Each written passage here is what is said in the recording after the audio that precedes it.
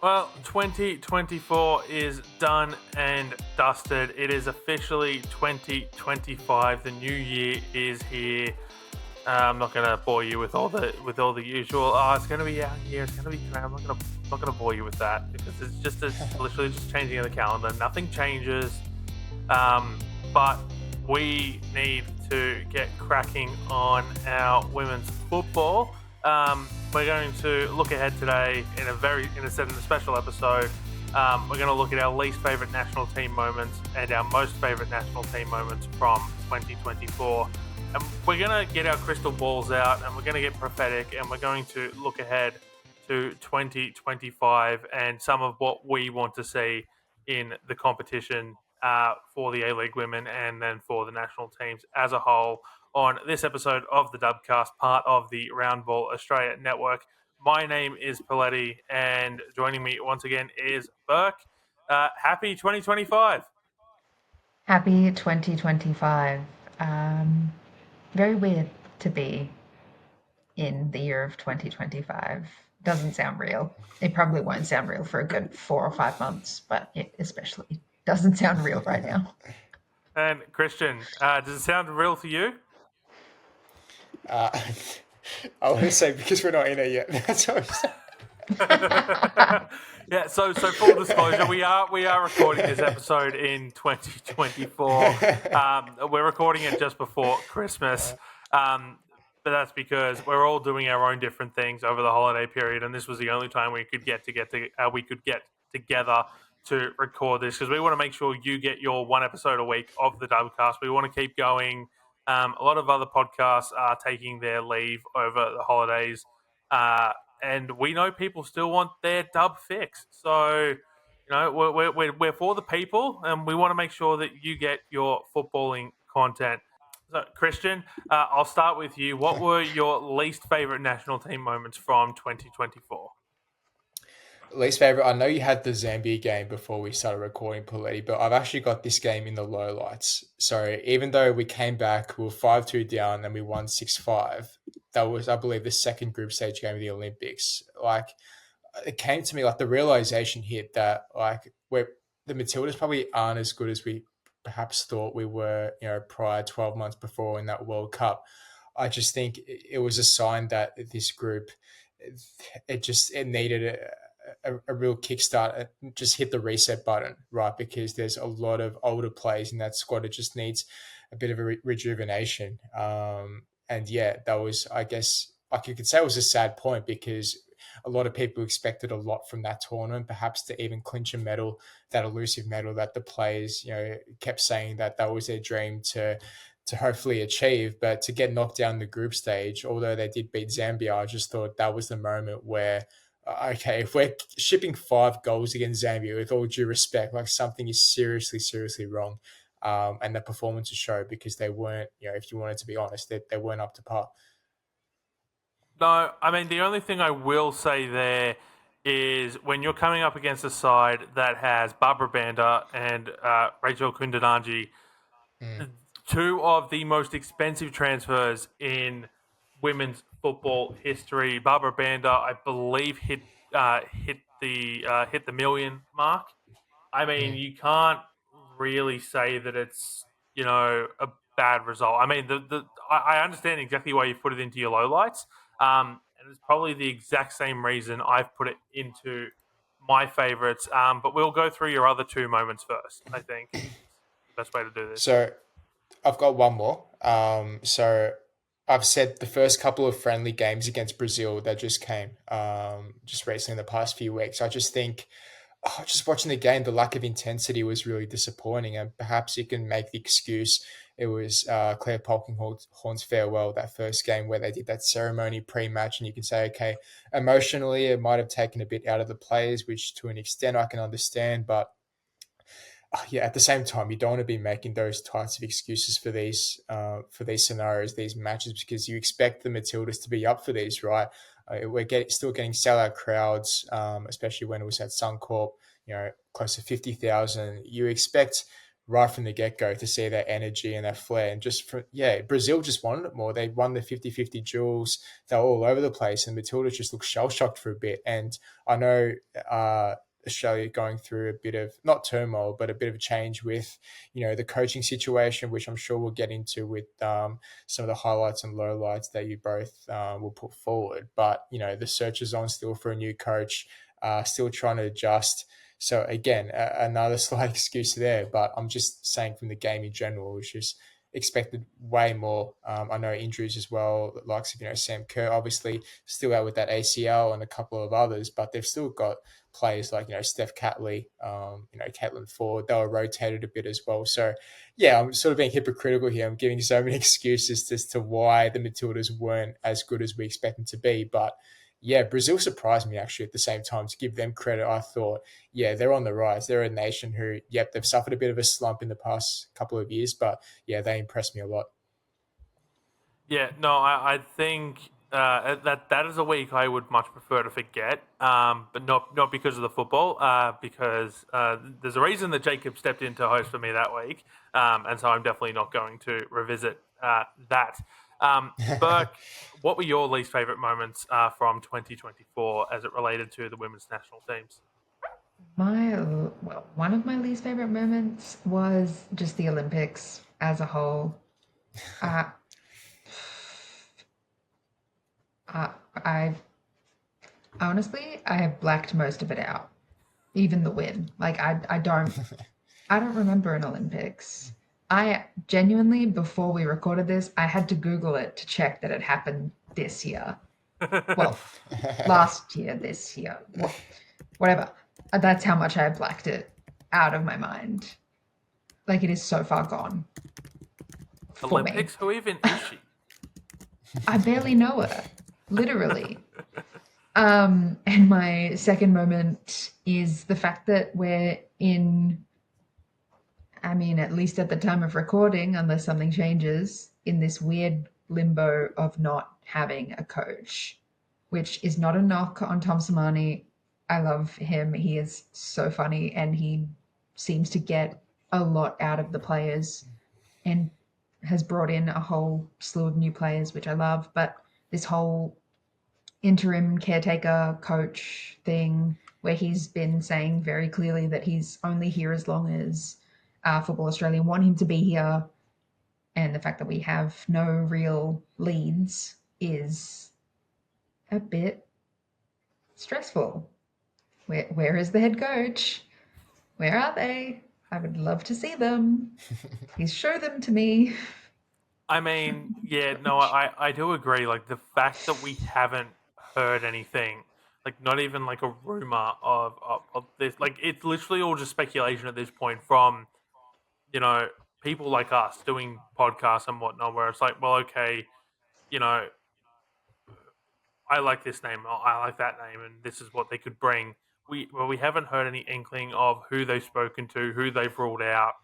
The FA have just said that they've looked, they've narrowed it down to a short list, and the time to implement that list is getting very, very short. We've talked about it, already sort of ad nauseum, but the only thing resembling competitive football that they're going to play before the Asian Cup is the She Believes Cup in February. Surely they have to have a coach by then. If they don't have a coach by then, what are we doing? Like, Mhm.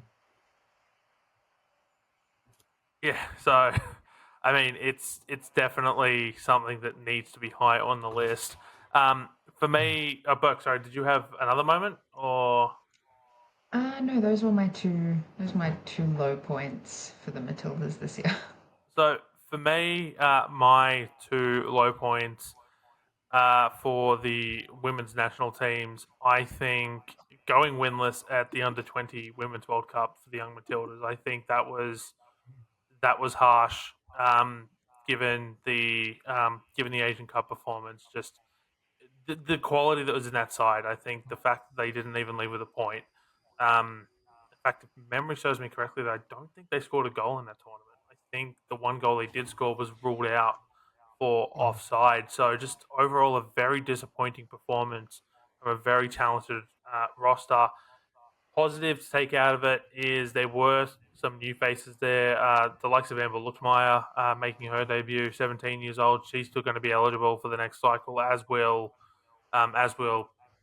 quite a few of the other squad members. So hopefully we'll see something good in the future. And then my other one is the exit at the Olympics. I think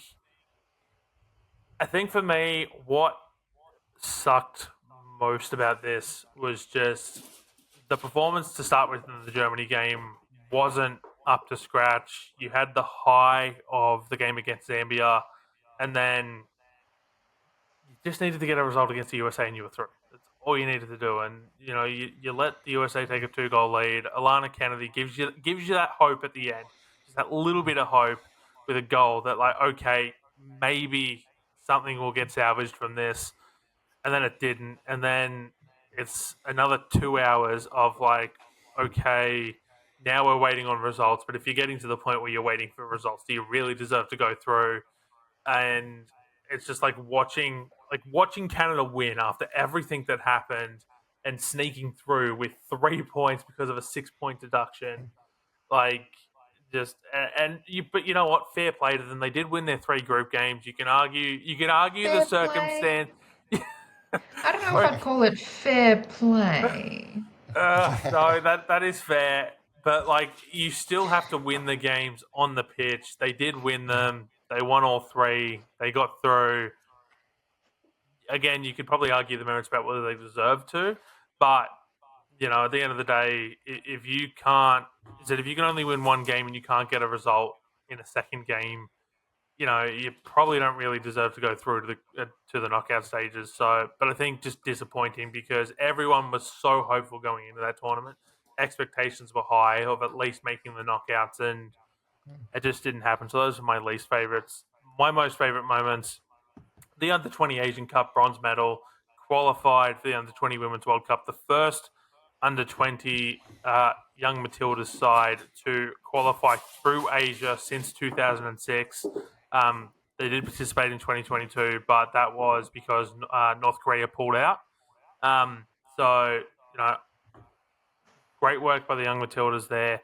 The Para Matildas, world champions, the first and only Australian national team to win a World Cup.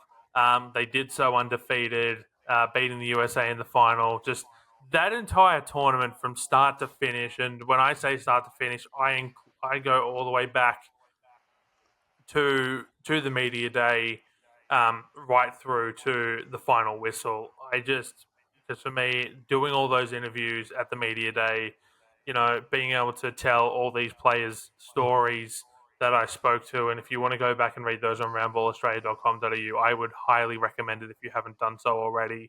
But just getting to know this squad, getting to know the players, and then seeing them perform so well at the tournament itself, for me, just that entire 2 or 3 week period was a highlight. And then my other most favorite moment is that game against Zambia, because I think I told this story on the podcast before, and if I haven't, actually no, I might have told it on the Roundball Australia podcast, but I'll tell it here anyway. So when I watched the Germany game, they conceded very early. I missed the start of that one, but just prior to that, I had a nightmare sort of as I was getting up for that. It's just kind of Matilda's conceded early, and then I tuned into the Germany game, and it's just oh crap, they've conceded early, and then I screwed up my alarms for the Zambia game. No nightmare this time, but I literally tuned in not even 90 seconds after the game had kicked off, and I'm already seeing 1-0 Zambia, and I'm just no, not again. Please tell me this is a nightmare. I haven't woken up yet. And then just to ride the highs and lows of the next, 90 minutes of football all the way up to, that winner right at the end. I think just for me, it showcases why we love football so much. Just, in an ideal world, you're not seeing 11 goals, in such a back and forth sort of game. But I just think just the emotional roller coaster that, that game took me on takes that to one of my favorite national team moments of 2025. Sorry, for 2024. The date's just flying around everywhere as we record this. Um, did either of you two have anything else you wanted to say on that, or are we good to move on to our look ahead? I've got to say my two highlights for the national team. Yes, Sorry, you do indeed. I only said Yes. the lowlights. My highlights, so Claire Polkinghorne and Lydia Williams' farewell at home. So yeah, I thought that was pretty touching, just considering the amount of work and their legacy they leave behind. Uh, you know, Young kids idolize these types of players, right? They might not be the flashiest types of players, and might not be the Sam Kerrs of the world, but they have left such a lasting impact and legacy. I mean, that China game, that friendly. Lydia Williams' last game or home game before the Paris Olympics. Every time she touched the ball, the fans were just in raptures. They were just screaming, just yelling her name, and just the impact just for equal pay, her movement on that, just so many good causes, and then Claire Polkinghorne as well in Brisbane getting farewelled in her home state was pretty special indeed. So that was one of my highlights, and the second one might be a bit controversial, but it was Gustavsson leaving the Matildas because for me, I was never ever a fan of his. I think his tactics and his way of approaching games were just way too extreme sometimes. And I just think we need a level headed manager with a bit more game management skills and a bit more, I guess, experience up the top. Because yes, Gustavsson was assistant at the US, but yeah, I just wasn't a fan of him from day one for some reason. Just like I said, the way he approached games, some of these tactical substitutions, even the World Cup, like how many times do we argue Alex Chidiac, for example, she should have got more minutes or this player should have come on and, chucking Alana Kennedy on with 15 minutes to go up forward, in that game against Nigeria, just some of the examples of some of the crazy decisions he made. And he was just frustrating at times, even the way he spoke in press conferences, like trying to sell this narrative that we knew full well wasn't true. So, with all due respect, yes, he was a top bloke. I think he was definitely a good man manager. The players loved him, but as a coach, for me, just he wasn't the right fit, unfortunately. No, I think that's a fair assessment. You're certainly not the only person who I've spoken to who I know wasn't a fan from day one. I have heard the phrase "snake oil salesman" thrown around um, quite a bit with as it related to Tony Gustafson from multiple different people. Um, Look, I think definitely one of the more polarizing appointments in recent time, but I think part of that comes with the fact that he was there for the rise of the Matildas because they had a solid following leading into the 2019 World Cup, but nothing that you'd say was sort of world class like it is now. And then it's sort of like Tony Gustafson's taken them on the journey to the World Cup as they've grown in popularity across the country. It baffles me to think that there's people who have only known Tony Gustafson as coach of the Matildas. Father Time comes for us all. Um, but yeah, so I think I definitely can see why you've put that into your favorite moments list, even if I personally disagree with it. But that's the whole point of an exercise like this is Yeah. it's to promote discussion and for us all to Well, agree to disagree. at the same time, just to add to that, yes, we've lost him, but now we mentioned before this search for a new coach. Like now, it's taking forever. It's sort of like Gustafsson, can we have you back? Like it's taken this long. Like have we actually made the right decision? The FA probably thinking, okay, well, we didn't think it would be this difficult. Because, like you said, Poletti, if they don't get someone in by what is it, February, around that February. time, then it is going to be a real head scratcher. You don't want Tom Samani in there for too long. Yes, he's done well in the interim Well, role, but he's not the long term project. Obviously, they're just going to that have to wasn't the offer FA's him plan. the Well, if long-term they don't have project at anyone this else, then point. that's going to be the last resort, isn't it? So yeah, that's probably the only worry. I mean, how I guess this is the perfect time to move ahead to our look ahead to 2025. Wait, what about How, my best moments? did we not cover your best moments? No. No. Oh, my apologies, Burke. This is the Wow. second week in a row I've completely screwed up the run sheet. Damn. Wow. Okay. Maybe I don't even want to share my best moments anymore. Damn. Nah, go on, Burke. Well, my best moments, one of was Tash Pryor. coming into the national team, and just the revelation of her very much feeling like Claire Hunt, like the arrival of Claire Hunt kind of thing, where she was like she just stepped on the pitch and you were like, where the hell have you been this whole time? And I know she's been very busy with her recovery from serious injury, and I'm so glad she's back, and I'm so glad she's here.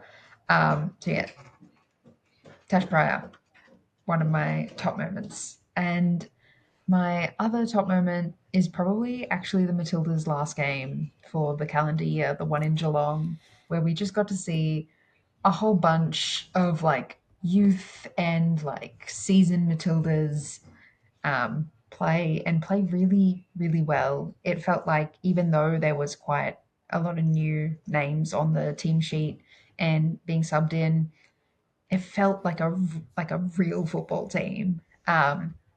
And I really loved that. And I hope we get to see more of these players in the future. Yeah, those were my two top moments. I think the idea behind that as well, just to build off the back of that, Burke, is being able to take it to somewhere like Geelong and still draw a 30,000 Yeah, strong crowd sort of that was gives the also indication so of good. how much the Matildas, um, as a recognizable team brand, whatever terminology you want to use, has grown.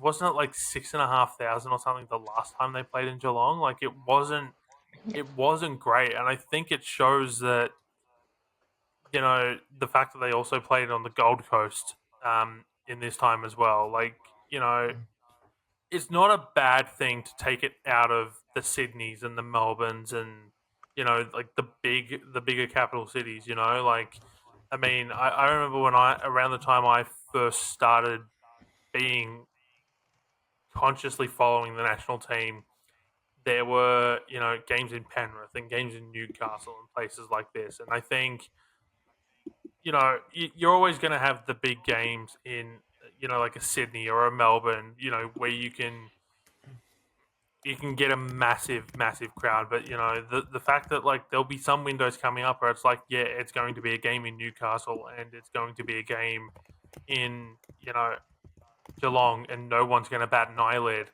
Um, I think that is massive for the Matildas. And now we can look ahead to 2025 now that we've covered all of that. I absolutely deserve the sass in your voice there, Burke. That was very well deserved on my part. And Christian, we'll build off the point that you made there, just that we've sort of all made it, is, just the search for a national team coach. I mean, we've sort of talked about the numbers, the names available already, some of whom just keep dropping off the list. Like Ante Juric is off the list. As a name that a lot of people would have liked to have seen because he's taken the Sydney United job. I just, I don't know. Like we know that the coach has to be in sooner rather than later, but like the list is very very short, Burke. yeah, yeah. Obviously, there's not really any big names left, and I don't think we're a big enough like we don't have a big enough sort of carrot to dangle in front of people like we did last time before the World Cup, that we can really have any sort of leverage to kind of poach any big name. So I'm starting to get the feeling it could be an internal promotion, maybe. Um, so someone that's been coaching in under 20s, under 23s, something like that. Um, but yeah, whoever it is, can they just tell us already? Because I am sick of I this. mean, if we're promoting someone from the other 23s, what does that say when we're comparing to the rest of the countries who have invested heavily so much money? You said the Mm, European nations. Like, yes, it'd be great to promote someone and give them that opportunity, but like I know Australia are in a transition phase now. We've said that a lot of times now with the youth coming through and a lot of older players starting to retire and call it a day. But I just think FA made a huge mistake. They should have planned this I won't say a long time ago, but if you're going to base Gustafsson's, the decision based off one tournament, then like that should have been either 2 or 3 months prior to that. They should have been, yep, all right, we're going to search for a new coach. Joe Montemurro was on the market before he left Juventus, went to Lyon. Like that would have been an alternative option, but that was out the window. So they've left it way too late where there's not as many people who can fill the vacant role. And yeah, I think it's been a last minute decision where it's a poor campaign at the Olympics and they've said, yep, we want a new direction, which is okay, fair enough. But at the same time, you've got to have at least plan in your head 2 or 3 suitable targets that are realistic, right? And so far, like you said, Poletti, we're just basing off rumors now. Like there's no real concrete, suggestions or news that we've come across in recent times. So like it's head scratching. I mean, to that point, James Johnson said and has said in the months following, Gustafsson's exit at the Olympics, that they've kept an eye on the market and they were keeping an eye on the market well into the tournament. They've sort of been planning this for a while and they've had an idea of the names that are on that list. But as Burke said, there's no longer that dangle of home World Cup. Like home Asian Cup doesn't have the same ring to it as home World Cup does. I mean, to briefly mention men's football, if you look at the USA, they've recently let go of Greg Berhalter and brought in Mauricio Pochettino, and Pochettino said the big reason why he took the job was because it was a home cup on world soil on World Cup on home soil for the USA. There's just a big, um, just a big carrot to sort of like entice him to take that job. So it's a very hard sell the Australian job. Yes, there is a lot of talent here, but a lot of them are playing in Europe. It's long travel distances, so you lose a training day already in a very tight international window. You've got to manage the expectations of players and clubs. The likes of an Arsenal, the likes of Tottenham, big clubs where the players are, or the clubs are expecting players to come back fit, firing, ready to slot straight back into the starting lineup, and that's not easy after an 18-hour flight. So it's managing expectations that way, and then to your other point, promoting from within. I don't see that as a bad thing. I think if you look at the two coaches that stand out to me, Leah Blaney, coach of the young Matildas, I don't think she's going to be an option because Blaney works incredibly well in the youth development space, and I think that's where her calling is, and that's not a bad thing. Building through the next generation is always a key part of any national team program. On the under 23 side of things, their coach is currently Mel Andrietta. They haven't. I think they played a little bit in 2024, but it's sort of a program that really only came in during the Gustafsson era of the under 23s. And Mel Andrietta, if memory serves me correctly, is on leave from Football Australia for she's on personal leave. So she's probably not available. She's someone I immediately thought of as okay, get her in. She's a fantastic coach. She's done it in A-League Women. She knows all these players.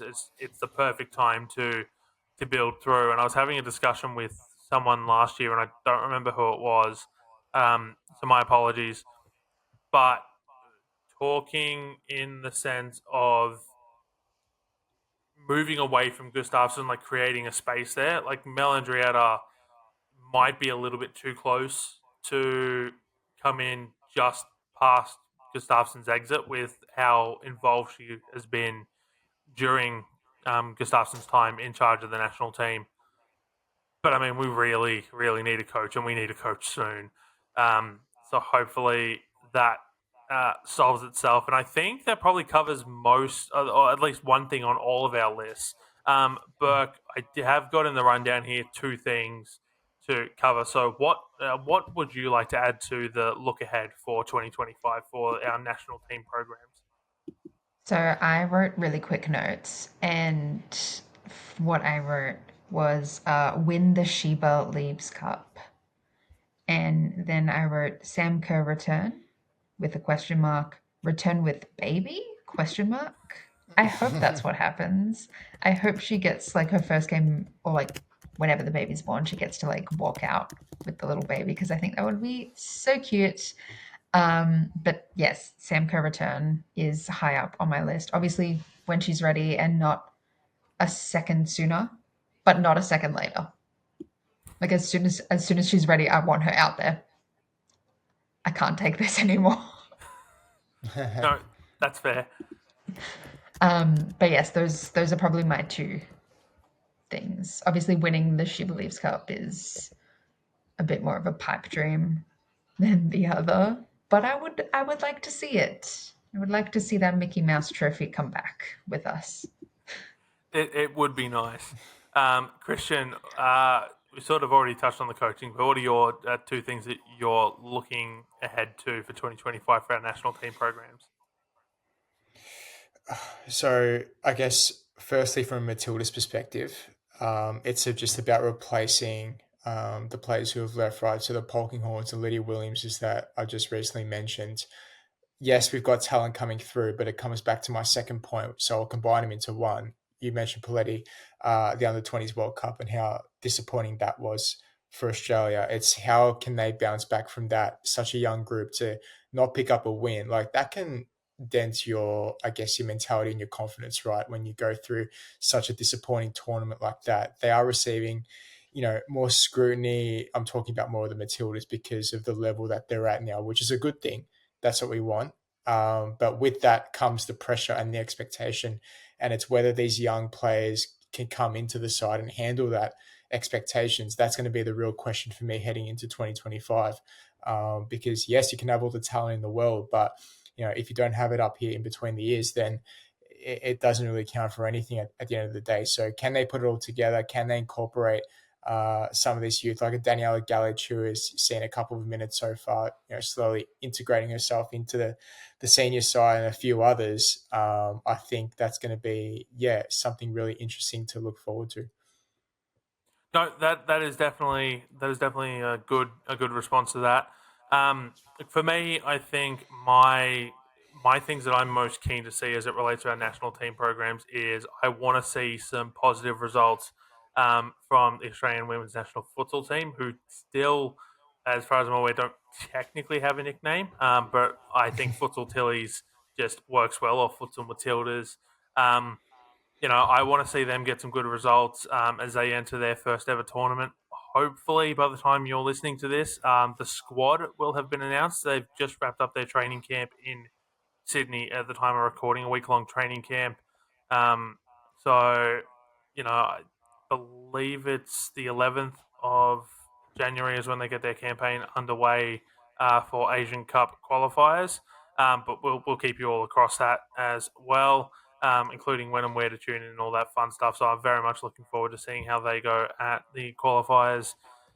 And then, Christian, just basically what you said is how does this talent begin to integrate into the senior lineup as more and more players get towards retirement, especially under a new coach?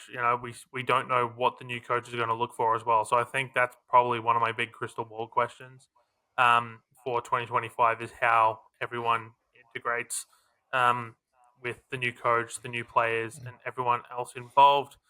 So that covers the national teams as we look ahead to their 2025. And now we turn our attention to the A League women competition. Burke, I'll start with you. What are some of the things you want to see in 2025 for the A League women?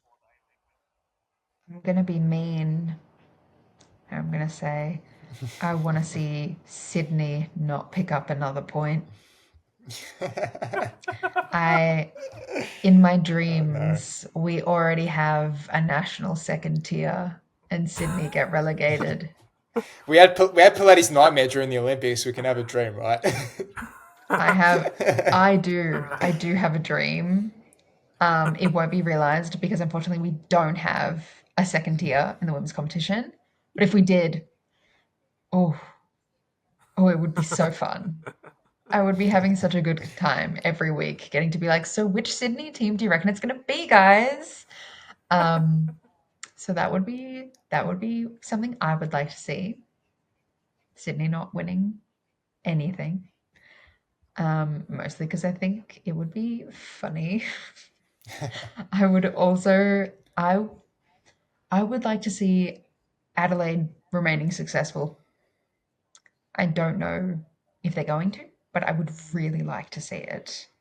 Those are okay. I'll give you one more that's a bit more serious. I would like to see Brisbane really take it to Melbourne City for top of the table. Those are my two serious ones. And then my unserious one is Sydney in a relegation spot. In my No, dreams, it's that a is fair. relegation spot. That is absolutely fair. Christian, your look ahead for the remainder of 2025 for the A League Women's competition.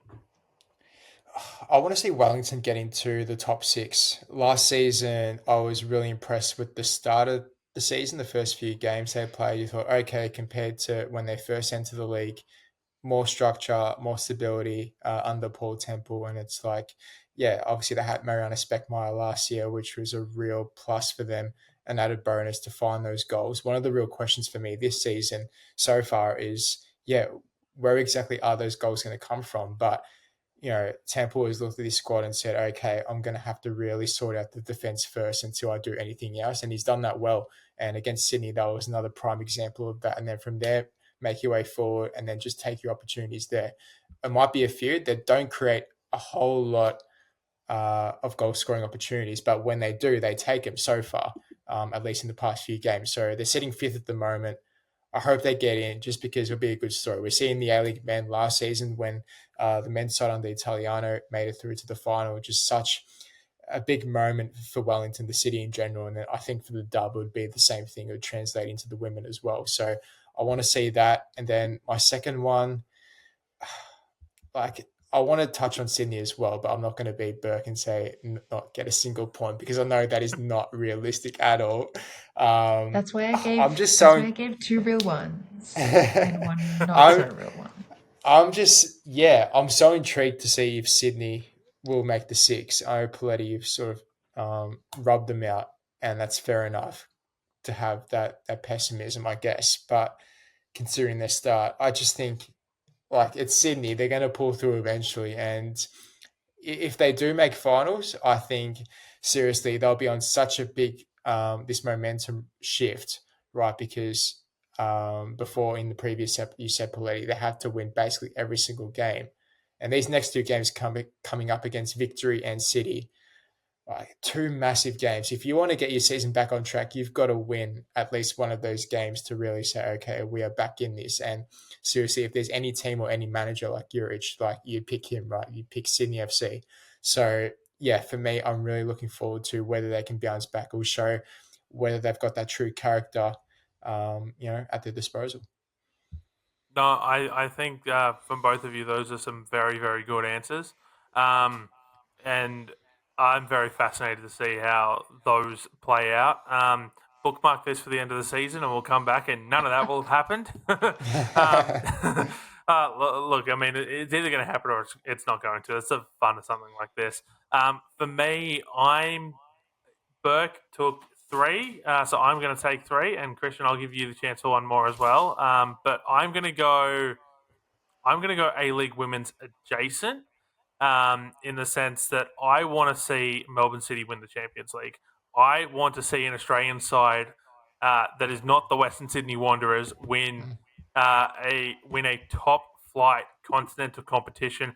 Sorry, Mariners, but it was AFC Cup. It wasn't Asian Champions League. I want to see another Australian side win the Asian Champions League, and I think with how much this Melbourne City side is improving week on week, I think they can do it. I think that they're going to hit their strats at exactly the right time. They'll have had a lot more time under Matriciani, and the pointy end of the competition, I genuinely think that they will be in, at the very least, at the semi-finals and in with a solid shout of a of a shot at the trophy. I mean, I very much want to see. I want to see the Newcastle Jets just continue their performance. I think they've sort of been a little bit hit and miss. I want to see them get some consistency. I want to see them get back to finals. Um, and I think that this is a side that can do it. They showed so much resilience against Sydney FC going down to 10. My concern is that Ryan Campbell is just going to continue to play Krasiniak, and it's just going to completely torpedo their season because she is a liability, and we've touched on this ad nauseum, so I'm not going to go into that. We're trying to be a little bit more positive here, I think. In whatever way that positivity takes, we're heading into the new year. We need positivity. Yeah, exactly. I mean, Burke said her piece about Sydney FC with a lot of positivity, and I think even if the message was negative, it was said with positive intent. And then the other thing that I sort of want to say, and this is a very, very serious one, Canberra, please, just owners, I want to see Canberra saved. That's all I want. I want to see Canberra United saved. I want to see them stay as Canberra United. I don't want the Canberra Cosmos or whatever else that they get shackled with if they're part of a men's team or if a men's team comes along and they get absorbed into that license. I want to see the green kept. I want to see Canberra United kept, the badge, the colours, everything, because this is a side with almost 18 years of history to it that has won championships, has won premierships, as our most successful A-League women's player in terms of the accomplishments list in Michelle Heyman, who's been there, done that, retired, come back and is still dominating. This is a club that just needs to survive, however, in whatever shape that looks. And I hope it stays as it needs to. That will do us here on this episode. Oh, sorry, Christian. I did say that you were going to get one more. Me? Okay, I will add in one more. I will say I want to see Emily Gilnick win the top goal scorer. She's equal first with Fiona Wirtz from Adelaide, 6 apiece. I just think the heartbreak last year, missing out on the Women's World Cup through injury, along with Chloe Lagazo, those two in particular were real influential figures, I thought, in the previous couple of years prior to that. I'd love to see her win it. She's, getting to top form first few games this season, just a real threat for victory. I think without her, they do struggle a bit up front, just in terms of holding the ball, bringing others into play, and her goal scoring threat. Obviously, that's just a given, right? And her experience with the national team translate to the rest of the squad for victory. So just for a great story, I just want to see her win the Golden Boot. Yep, no, I definitely think that's a good one. Just one more that has come in from a listener, from Sanan Jayatipu on Blue Sky. I think I'm hoping for 2025 to be a full-time 52-week contracted year. I don't believe that's possible under the current CBA, but when that expires, I definitely think that's going to be a possibility, and I think that's something that we all want to see. Burke has had a technical issue, so she's had to leave us early. But thank you very much, Burke, for joining us. Christian, thank you so much. Thank you, Poletti. Always a pleasure. And may all of you listening enjoy your 2025 watching Australian women's football. We'll be here every week to bring you the latest, with all of our discussion and everything else that we've done so far here on the Dubcast. We absolutely appreciate every single one of our listeners because we do this show for you. Without you, we don't have a show. So thank you so very much for all of you for tuning in from our launch at the start of the A-League women's season through to now. We look forward to doing it again throughout 2025. My name is Poletti. Thank you so much for listening to the Dubcast, part of the Roundball Australia Podcast Network. Thank you very, very much for listening. Goodbye.